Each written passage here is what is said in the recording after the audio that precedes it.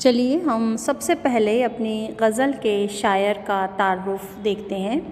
نواب مرزا خان داغ۔ نواب مرزا داغ 25 مئی 1831 کو بمقام دہلی پیدا ہوئے۔ داغ بچپن سے بڑے ذہین اور ہونہار تھے، لہٰذا انہیں خاقانی ہند استاد ذوق کے سپرد کر دیا گیا۔ قریب 10 سال داغ نے ذوق سے فیض اٹھایا۔ داغ اردو شاعری کے بے حد کامیاب اور مقبول شاعر تھے۔ ان کی شہرت ملک کے کونے کونے میں پھیلی ہوئی تھی۔ داغ ایک پرگوش شاعر تھے، ان کو زبان اور بیان پر کامل قدرت حاصل تھی۔ داغ کا ایک بڑا کارنامہ ہے کہ انہوں نے اردو زبان کی اصلاح کی اور اس میں حسن و نکھار پیدا کیا۔ داغ کی شاعری عشق مجازی پر محمول ہے۔ وہ حسن و عشق کے معاملات کو بڑی بے باکی سے بیان کرتے ہیں۔ داغ کی زبان دہلی کی ٹکسالی، بامحاورہ، سادہ اور سلیس ہے۔ زبان کا چٹخارا اس میں تاثیر پیدا کرتا ہے۔ شاید ہی ان کا کوئی شعر لطف زبان سے خالی ہو۔ سطحی عشق یا جذبات اور احساسات ہی ان کی شاعری کی جان ہیں۔ معاملہ بندی، رنگینی اور شوقی لطف زبان ان کی شاعری کی اہم خصوصیات ہیں۔ داغ کی غزلوں میں نسوانی جذبات کی عکاسی بھی کثرت سے پائی جاتی ہے۔ تو یہ ہے داغ صاحب کا مختصر تعارف۔ چلیے شاعر کے تعارف کے بعد اب ہم چلتے ہیں غزل کی تشریح کی طرف۔ داغ دہلوی کی ہمارے سلیبس میں 2 غزلیں ہیں۔ سب سے پہلے ہم غزل نمبر 1 کریں گے، جس میں 5 اشعار ہیں۔ پہلا شعر دیکھیے۔ جلوے میری نگاہ میں کونوں مکاں کے ہیں، مجھ سے کہاں چھپیں گے وہ ایسے کہاں کے ہیں۔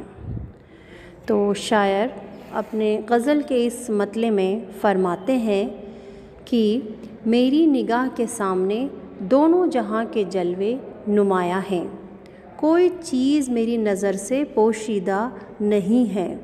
جلوے میری نگاہ میں کونوں مکاں کے ہیں۔ کونوں مکاں یعنی دنیا، دنیا کے ہر طرف، پوری دنیا میں چاروں طرف میں دیکھ سکتا ہوں، ایسی میری نظر ہے۔ کوئی چیز میری نظر سے پوشیدہ نہیں ہے، چھپی ہوئی نہیں ہے۔ مجھ سے کہاں چھپیں گے وہ ایسے کہاں کے ہیں، اس لیے مجھ سے وہ کون؟ ان کے محبوب چھپ نہیں سکتے، یعنی میرا محبوب میری نظروں سے چھپ نہیں سکتا۔ غزل کا دوسرا شعر ملاحظہ فرمائیں۔ کرتے ہیں قتل وہ طلب مغفرت کے بعد، جو تھے دعا کے ہاتھ وہی امتحان کے ہیں۔ شاعر فرماتے ہیں کہ داغ کے جو محبوب ہیں وہ دوہرے کردار کے ہیں۔ اپنے محبوب کو دوہرے کردار کا پیش کرتے ہوئے کہتے ہیں کہ میرا محبوب مغفرت کی چاہت بھی کرتا ہے اور پھر مجھے قتل بھی کرنا چاہتا ہے۔ طلب مغفرت یعنی بخشش کی خواہش، کہ ہماری بخشش ہو جائے، ایسی اس کی طلب بھی ہے، ایسی اس کی خواہش بھی ہے، اور پھر مجھے قتل بھی کرنا چاہتے ہیں۔ تو کسی کو قتل کرنے کے بعد اس کی بخشش کیسے ہو سکتی ہے؟ گناہ کبیرہ ہے۔ تو یہ کہہ رہے ہیں کہ ایک طرف گناہ بھی کر رہے ہیں، دوسری طرف بخشش کی چاہت بھی رکھتے ہیں۔ تو کہتے ہیں جو تھے دعا کے ہاتھ وہی امتحان کے ہیں، اور جو ہاتھ پہلے میرے حق میں دعا کے لیے اٹھتے تھے، آج وہی میرا امتحان لینے پر آمادہ ہیں۔ یہاں شاعر یہ کہنا چاہتے ہیں کہ میرا محبوب مجھے پسند بھی کرتا ہے، لیکن محبت کا اظہار نہیں کرنا چاہتا ہے، وہ میری محبت کا امتحان لینا چاہتا ہے۔ اس جو تھے دعا کے ہاتھ وہی امتحان کے ہیں۔ غزل کا اگلا شعر ملاحظہ فرمائیں۔ جس دن سے کچھ شریک ہوئی میری مشت خاک، اس روز سے زمیں پہ ستم آسماں کے ہیں۔